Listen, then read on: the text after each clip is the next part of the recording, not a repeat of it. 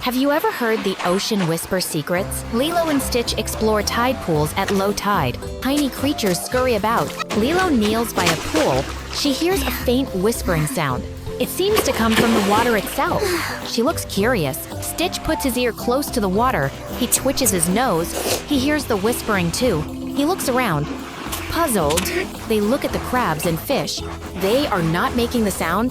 The whispering is different. It's soft and flowing. Lilo and Stitch follow the sound.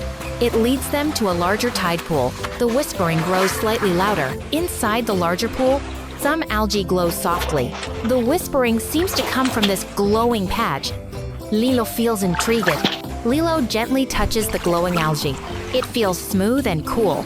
The whispering seems to respond to her touch. Stitch pokes the algae with his finger. The whispering changes slightly. It sounds like soft clicks and hums. They ask Kumu about the whispering algae.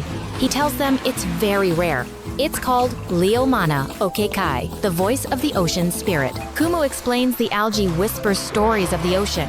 It tells of ancient creatures and faraway lands. Lilo listens intently. Stitch puts his whole hand on the algae. He closes his eyes. He seems to understand the whispers. He smiles gently. They spend time by the tide pool. They listen to the gentle whispers. They imagine the ocean's secrets. Suddenly, the whispering changes. It sounds worried and faint. The glowing algae dims slightly.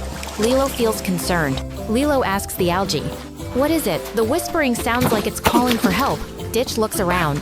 Alert. They carefully observe the tide pool. The water looks cloudy. Some small fish seem distressed. Something is wrong.